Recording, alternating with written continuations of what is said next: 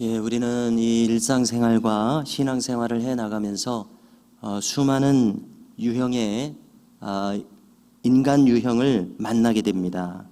오늘 본문에서도 다양한 유형의 인간상들이 나오고 있습니다. 그래서 우리는 이러한 내용을 살피면서 우리는 어떠한 유형에 속하는 삶을 살아가고 있는지를 성찰하는 기회가 되고 있습니다. 우선 이 예레미야서는 시간상으로는 이미 최종 단계를 언급했지만은 반복적으로 그 상황과 장면이 나타나고 있습니다. 그리고 또 보다 구체적으로 사건들이 나열되고 있습니다. 오늘 이 사건은 어떤 내용입니까? 예레미야 선지자가 다시 한번 고관들에게 압박을 당해서 감옥 구덩이에 갇히는 내용입니다.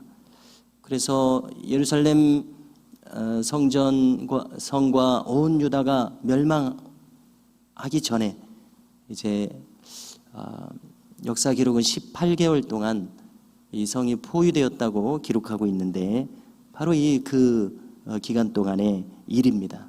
즉 유다의 멸망을 몇 달 앞둔 바로 그 상황의 일입니다. 여기 이 등장인물로서 우선 예레미야 선지자가 있습니다. 또 왕국 내시 에벳멜렉이라고 하는 인물이 있고, 그리고 고관들 여러 사람이 있고, 또 왕이 있습니다. 먼저 이 고관들에 대해서 잠시 생각해 보면은 이들은 전형적인 인본주의자들임을 알 수 있습니다. 그 인본주의자라는 의미로서 무엇을 가리키냐면은 그들의 판단 근거가 하나님이 우선이 아니라는 것입니다. 자기들 자신, 인간 중심적이라는 것입니다. 그래서 놀라운 것은 이들이 지금 유대사회라고 하는 신앙 문화권 속에서 살아가고 있지만은 진정한 신앙, 정도를 걷는 신앙에 있지는 않다는 것을 알게 된다는 점입니다. 그래서 예레미야 선지자가 정당하게 하나님의 말씀을 아무리 선포할지라도 그것을 수용할 수 있는 신앙적인 공감대나 이러한 정서 바탕이 갖춰져 있지 않은 사람들입니다. 그러므로 그들의 귀에는 오직 예루살렘이 멸망한다는 말은 듣기에 좋은 말은 아닙니다만은 하나님이 전해주시는 말씀일 때는 들어야 되는 말씀입니다. 바벨론에게 항복해야 한다는 말, 이것도 마찬가지입니다. 그런데 이 말들이 오직 듣기 싫게 들릴 뿐이었습니다. 자, 다시 한번 이렇게 되는 것은 그들의 생각과 판단이, 그 기준이 하나님 중심주의가 아니라 자기 중심주의이기에, 결국 그래서 자기 자신이기에 하나님이 뜻하시는 바가 거슬리게 들리고 있다는 사실입니다. 그래서 신앙의 문화권 안에 평생 살고 있지만 신앙의 정도를 걷는 그 길 위에 있지는 않다는 것입니다. 그래서 내 귀에 듣기 싫으면 듣기 싫은 것입니다. 그래서 이 인간의 고집으로 일관하고 있는 사람들 유형임을 알 수 있습니다. 이름하여 인본주의적 삶의 모습, 신앙의 모습을 가지고 있습니다. 그래서 그들의 주장은 무엇입니까? 명분을 찾게 되는 겁니다. 예레미야가 백성들을 낙심케 한다는 것입니다. 지금 용기를 북돋워 주어야 되는 이러한 급박한 전황 속에서 모두를 낙심케 한다. 우리가 질 수밖에 없다. 이렇게 말함으로 예레미야를 죽여야 한다. 이렇게 주장하고 있습니다. 그래서 백성들을 위하는 척 하고 있는 것으로 들리게 되지 않습니까?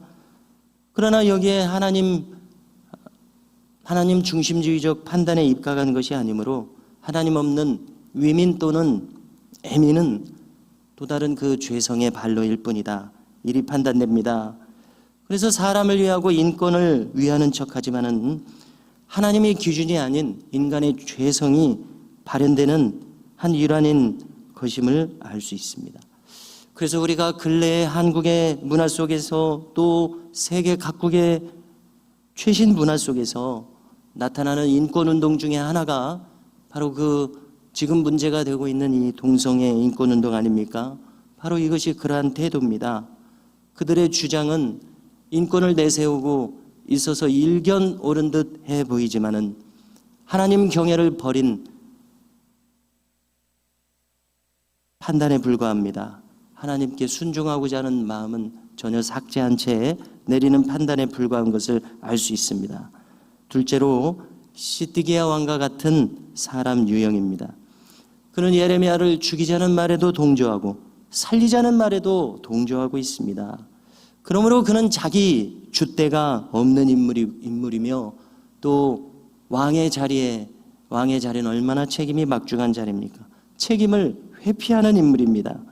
오늘 본문을 보면서 참 근래 몇 년 내에 상영되었었던 인상적인 영화 대사가 떠올랐습니다. 박통희 부하들에게 임자 마음대로 해, 이런 영화 대사가 있습니다. 임자 마음대로 해. 자, 그래서 이 말 자체는 이 권력자의 직접적인 명령은 아닙니다. 그러나 임자 마음대로 해라는 이 말로서 직접적인 명령을 내리는 기능으로서 작용합니다. 그래서 이 모든 내용을 들을 때 상황 속에서 이것은 책임을 회피하는 말입니다. 이거는 인간의 심리로서 간악함을 드러내는 그러한 표현이 아닐 수 없습니다. 그래서 오늘 이 시드기야의 발언이 꼭 그와 같다는 인상을 받게 됩니다. 5절을 보니까 보라, 그가 너희 손안에 있느니라. 왕은 조금도 너희를 거스를 수 없느니라. 왕이 직접 명령을 내리지는 않았습니다. 그 사람들의 뜻에 맡기는 것처럼 묘사되고 있습니다. 그래서 이것은 참 무책임이 아닐 수 없습니다. 이와 같은 자세를 가진 사람이 왕이요 지도자인 것은 참으로 백성들로서는 비극이요 불운인 것을 알게 됩니다. 세 번째로 에벳 멜렉입니다. 이 에벳은 아바드의 변형입니다. 아바드는 우리가 구약에서 엎드려 절한다, 예배한다는 의미로 사용되고 있고 또 이것이 섬긴다는 의미로 사용되고 있으며 명사가 되면은 종이라는 뜻이 됩니다. 멜렉은 왕이라는 뜻입니다. 그러니까 에벳 멜렉은 왕의 종이라는 뜻입니다. 자, 이 인물은 왕의 넷이었습니다. 또한 특이하게도 구스인이었습니다. 오늘날의 국적으로 보면 에티오피아 사람이었고 비유대인이었습니다. 그러나 그는 예레미야에 대한 인식이 어떻습니까? 예레미야가 옳게 행하고 있다고 생각하는 사람입니다. 마치 유대인은 아니지만은 경건한 신앙인이었던 신약 초대교회의 이 백부장 고넬료가 연상되는 인물입니다. 이방인이지만 그의 신앙은 진실했습니다. 그러므로 그는 자기의 사상이 밖으로 표출되는 것을 조금도 주저하지 않았습니다. 그가 가지고 있는 사상이란 모든 고관 대작들의 입장과는 다르게 예레미야를 반드시 살려야 한다는 이러한 입장이었습니다. 그는 이 뜻을 굽히지 않고 왕에게 직언을 했습니다. 자, 이 직언을 들었을 때에 또 시드기야는 줏대가 없는 인물입니다. 그러자고 합니다. 군사 30을 끌고 가서 데리고 가서 감옥 구덩이에 쳐넣어진 이 예레미야를 구출하라, 이렇게 명령을 내립니다. 자, 이제 이 성 안에는 식량이 떨어진 상태라고 이야기합니다. 그래서 에벳멜렉은 예레미야가 이 구덩이에서 죽고 말 것이다, 이렇게 이야기하면서 선지자를 구명할 것을 강하게 탄원했었던 것입니다. 자, 우리는 하나님께서 저 바벨론에서 다니엘의 세 친구가 풀무불에 던져 넣었을 때 아무런 희망이 없다고 생각되었을 때 놀랍게도 하나님께서는 그들을 구원해 주셨었습니다. 또 교회 역사 속에서도 이 루터가 브룸스 국회에서 이제 단죄되어 체포되었을 때 이제 그런 형장의 이슬로 사라질 수도 있는 끌려가는 와중에 이제 루터를 옹호하는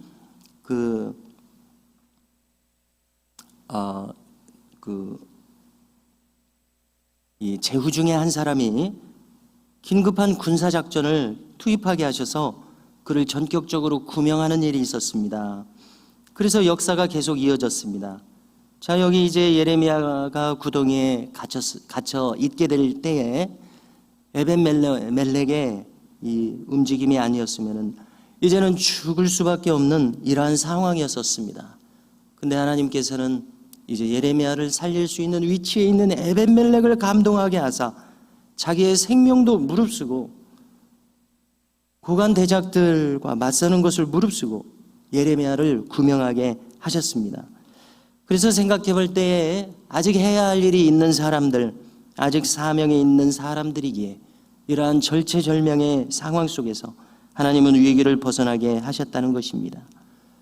그래서 에벤멜렉은 비록 비유대인일지라도 그 마음이 하나님께 바른 자이므로 누가 바르게 행하는 사람인지를 분별할 수 있었고 결국 그는 하나님 편에 설 수 있는 이런 지혜와 분별력과 판단력을 가졌었다는 것이 참으로 놀라운 대목입니다.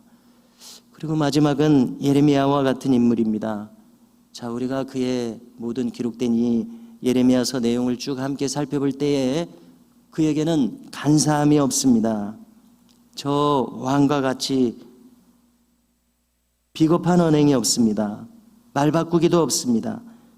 그래서 오직 그는 하나님께 충성하는 진실한 마음에 의해서 지금까지 모든 예레미야의 행함을 보십시오. 죽음을 무릅쓰고 충성을 다하고 있습니다. 그 외의 선택은 그의 심령 안에서는 작동하지 않습니다. 그 외에 다른 선택을 하는 것은 불가능한 심령입니다. 그래서 사람은 오래도록 익숙한 대로 길이 나게 돼 있습니다. 자신에게 형성된 사상을 벗어나는 것은 불가능합니다. 악하게 연단된 마음은 그것을 벗어나는 것이 불가능할 것입니다. 선하게 연단된 마음은 그 안에서 행하는 사람으로 계속해서 살아갈 것입니다. 예레미야로서는 하나님의 뜻에서 벗어나는 것은 생각할 수가 없는 사람이라고 여겨집니다. 그래서 우리는 어떠한 유형의 사람들로서 살아가고 있는지를 돌아보게 하는 오늘 말씀이라고 생각을 합니다. 하나님을 경외함으로 말미암아 그것에서 벗어날 수 없는 심령으로 연단되어 있는 자야말로 참으로 복된 영혼인 것을 알게 됩니다. 여기 이 에벤멜렉과 예레미야가 갔던 이 길을 우리도 가고 있을 수 있기를 주님의 이름으로 간절히 소망합니다.